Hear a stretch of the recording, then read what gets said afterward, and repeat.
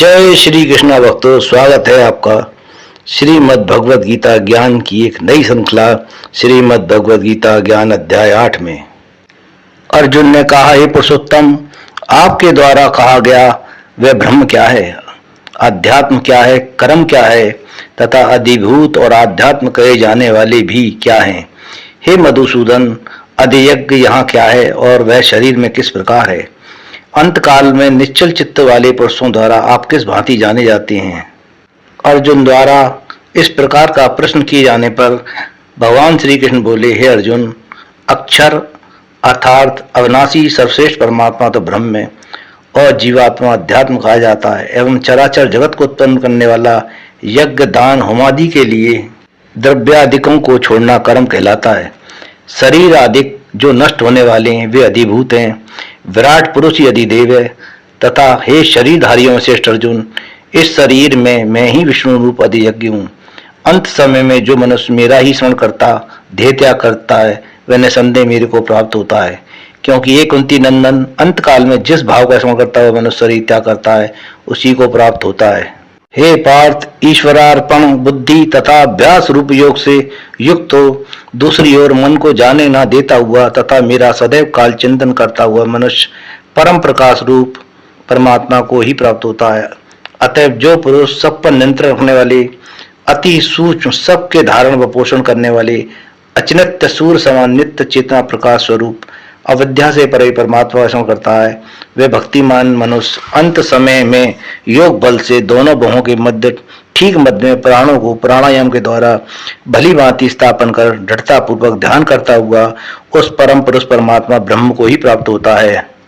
वेद के जानने वाले जिसको अक्षर कहते हैं, यत्नशील महात्मा जिसमें प्रवेश करते हैं तथा जिसकी प्राप्ति की इच्छा से मनुष्य ब्रह्मचर्य का पालन करते हैं, उस परम पद को मैं तुझसे कहूंगा।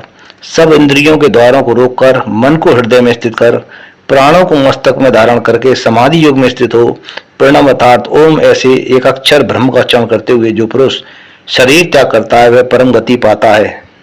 हे अर्जुन, ब्रह्मलोक से लेकर सभी लोक की प्राप्ति वाले संसार में बार बार आने वाले हैं, परंतु मुझे प्राप्त कर लेने के पश्चात हे कौन्तेय मनुष्य को फिर जन्म नहीं लेना पड़ता।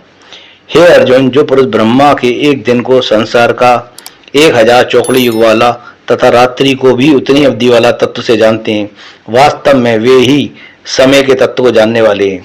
ब्रह्मा के दिन होने पर अव्यक्त ब्रह्म के सूक्ष्म शरीर से सब भूतगणों दृश्य जगत की उत्पत्ति होती है, उसी भांति रात होने पर उसका प्रलय हो जाता है, अर्थात ब्रह्मा सूक्ष्म शरीर में लीन हो जाते हैं।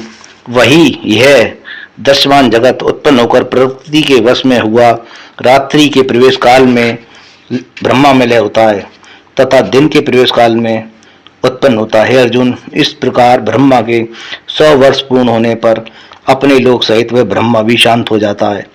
इस अव्यक्त से भी बहुत परे दूसरा सनातन अव्यक्त भाव है।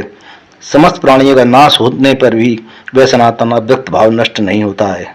इसी को परम गति कहते हैं। जिस सनातन अव्यक्त भाव को पा लेने के बाद मनुष्य फिर संसार में लौटकर पीछे नहीं आते, अर्थात फिर पुनः जन्म नहीं होता, वही मेरा परम धाम है। हे पार्थ, सब प्राणी जिसके अंतर्गत हैं और यह सब जगत जिससे परिपूर्ण है वह सर्वोत्तम पुरुष परमात्मा के दर्शन व अनन्य भक्ति से ही प्राप्त होते हैं। हे अर्जुन, जिस समय मृत्यु को प्राप्त होकर मनुष्य मोक्ष प्राप्त करता है अथवा जिस समय मरने से दूसरे शरीर को ग्रहण करता है, अब मैं तुम्हें बतलाऊंगा। जिस समय सूर्य की गति 6 माह तक उत्तरायण हो, शुक्ल पक्ष में दिन के समय ज्योतिर्मय अग्नि अभिमानी देवता व्याप्त हो, उस समय मृत्यु को प्राप्त हुआ ब्रह्मवेत्ता प्राणी ऊपर कहे देवताओं द्वारा क्रम से ले जाया हुआ ब्रह्म को प्राप्त करता है। जबकि सूर्य की गति 6 महीने तक दक्षिणायन होती है, कृष्ण पक्ष रात्रि का समय धुमा भिवानी देवता व्याप्त हो, ऐसे काल में मृत्यु को प्राप्त हुआ प्राणी इन देवताओं द्वारा क्रम से ले जाया हुआ चंद्रलोक होता हुआ अपने कर्माधीन स्वर्ग सुख होकर फिर संसार में ही आता है। इनमें देवयान मार्ग से मरकर गया हुआ प्राणी मोक्ष प्राप्त कर वापस नहीं आता और पितृयान मार्ग से गया हुआ व्यक्ति दोबारा संसार में जन्म प्राप्त करता है। हे पार्थ, इस भांति इन दोनों को भली प्रकार जानने वाला योगी मोह में नहीं फंसता।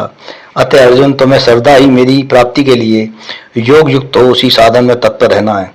इस रहस्य को विचार पूर्वक जान लेने के बाद वेद पढ़ने, यज्ञ करने, तप दानादि क्रियाओं से जिस फल की प्राप्ति होना बतलाया जाता है, उस सब को उल्लंघन करके योगी मेरे परम पद को प्राप्त करता है।